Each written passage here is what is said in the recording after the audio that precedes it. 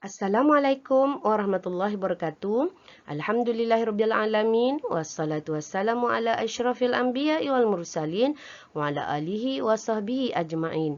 Alhamdulillah, hari ini kita akan mengulang kaji pelajaran kita mengenai tajuk kelahiran Nabi Muhammad sallallahu alaihi wasallam. Ulang kaji ini dibuat untuk membantu anak-anak menjawab soalan di muka surat 16. Kita akan belajar tentang hari kelahiran Nabi Muhammad dan sebagainya. Nabi Muhammad sallallahu alaihi wasallam dilahirkan pada hari Isnin 12 Rabiul Awal. Hari Isnin 12 Rabiul pada tarikh 20 April bersamaan tahun gajah. Pada 20 April tahun gajah. Nabi dilahirkan di sebuah negeri yang disebut sebagai Mekah. Nabi kita dilahirkan di sebuah negeri iaitu Mekah. Dan kelahiran Nabi Muhammad sallallahu alaihi wasallam ialah pada waktu subuh. Jadi Ustazah berharap penerangan ini membantu anak-anak menjawab soalan di muka surat 16. Alhamdulillah, kita akan sambung dengan ulang kaji berikutnya mengenai tajuk peristiwa sebelum kelahiran Nabi Muhammad sallallahu alaihi wasallam.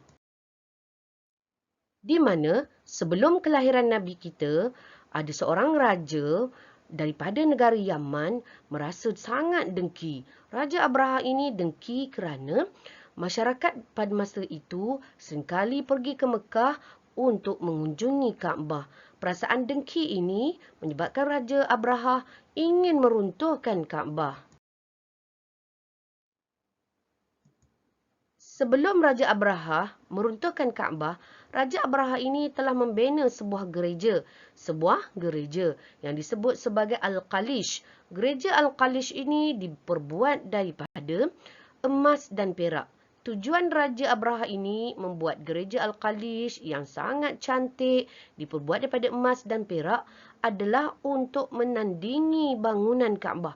Pada pandangan Raja Abraha, apabila beliau membina sebuah gereja yang cantik, akan menarik minat orang datang ke negaranya. Sebaliknya, orang tidak juga berkunjung ke negaranya. Abraha telah mempersiapkan 20,000 tentera bergajah. Tentera-tentera ini bersama dengan Raja Abraha menaiki gajah yang disebut sebagai tentera bergajah. Namun, rancangan Raja Abraha ini Allah gagalkan dengan Allah menghantar burung ababil.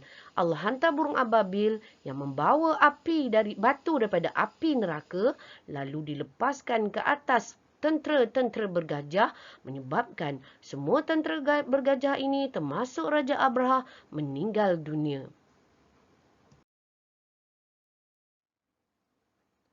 Alhamdulillah, kita sambung semula ulang kaji kita tentang tajuk peristiwa semasa kelahiran Nabi Muhammad. Ulang kaji ini dilakukan untuk membantu anak-anak mengulang kaji latihan aktiviti di muka surat 18.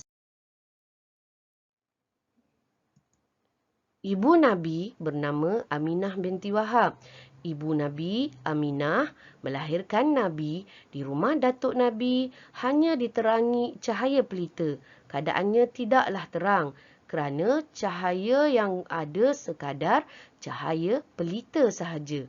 Namun, apabila Nabi dilahirkan, rumah Datuk Nabi iaitu Abdul Muttalib yang terletak di kampung Bani Hashim telah menjadi terang benderang. Seolah-olah hari pada ketika itu seperti pagi. Keadaan yang waktu yang tidak berapa terang itu telah bertukar menjadi terang benderang. Semasa melahirkan Nabi, Aminah tidak merasai penderitaan. Penderitaan yang sangat berat seperti mana yang dirasai oleh ibu-ibu yang lain. Nabi kita dilahirkan dalam keadaan meniarap. Ibu Nabi melahirkan Nabi kita dalam keadaan meniarap. Dan juga badan Nabi kita bersih. Nabi kita juga apabila dilahirkan telah dikhatankan. Dikhatan ini bermaksud telah disunatkan. Selain daripada itu, mata Nabi bercelak dan bersinar. Mata Nabi bercelak dan bersinar. Nabi Muhammad apabila dilahirkan, tali pusatnya telah dipotong. Tali pusat Nabi kita telah dipotong. Manakala mata Nabi kita memandang ke arah langit. Mata Nabi kita memandang ke arah. Selain daripada itu, Nabi Muhammad SAW waktu dilahirkan oleh ibunya tidak menangis seperti mana bayi-bayi yang lain. Malahan, Nabi kita bersin seperti mana Nabi Adam sewaktu Allah meniupkan rohnya. Nabi tidak menangis dan bersin seperti mana Nabi Adam alaihissalam sewaktu Allah meniupkan rohnya. Alhamdulillah, kita sambung seterusnya ulang kaji tentang tajuk peristiwa yang berlaku selepas kelahiran Nabi Muhammad. Peristiwa yang berlaku selepas kelahiran Nabi Muhammad. Ulang kaji ini dilakukan untuk membantu anak-anak menjawab soalan di muka surat 19. Datuk Nabi apabila sahaja Nabi dilahirkan telah membawa Nabi Muhammad SAW mengelilingi Kaabah sebanyak 7 pusingan, menunjukkan perasaan gembira Abdul Muttalib menerima seorang cucu lelaki. Abdul Muttalib menamakan cucunya sebagai Muhammad.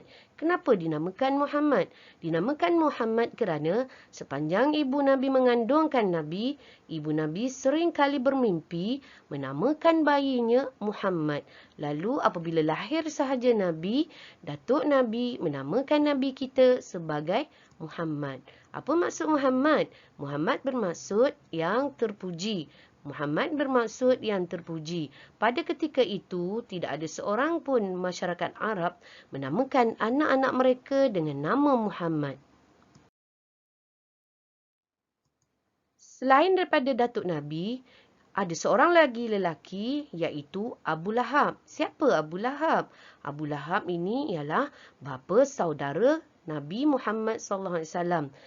Apabila lahir sahaja Nabi, Abu Lahab telah membebaskan hambanya, iaitu Suwaibatul Aslamiyah. Hamba Abu Lahab ini telah dihantar ke rumah Datuk Nabi untuk melihat kelahiran Nabi, supaya hamba ini dapat dengan segera memberitahu Abu Lahab tentang kelahiran anak saudaranya. Apabila lahir sahaja Nabi, Suwaibatul Aslamiyah, hamba kepada Abu Lahab ini telah pulang ke rumah dan memberitahu tuannya tentang kelahiran Nabi. Mendengar sahaja kelahiran Nabi, seorang bayi lelaki, peristiwa ini sangat menggembirakan Abu Lahab. Lalu Abu Lahab kata, pada hari ini aku merdekakan kamu. Aku bebaskan kamu, wahai Suwaibatul Aslamiyah. Selain daripada itu, Abu Lahab juga mengadakan jamuan. Dia adakan jamuan untuk meraihkan kelahiran Nabi pada hari yang ke-7. Mengadakan jamuan untuk meraihkan kelahiran Nabi pada hari 7. Pada hari yang ke-7. Okey, sekian ulang kaji kita tajuk tentang kelahiran Nabi Muhammad SAW. Semoga ulang kaji ini membantu anak-anak semua. Kita jumpa lagi. Assalamualaikum warahmatullahi wabarakatuh.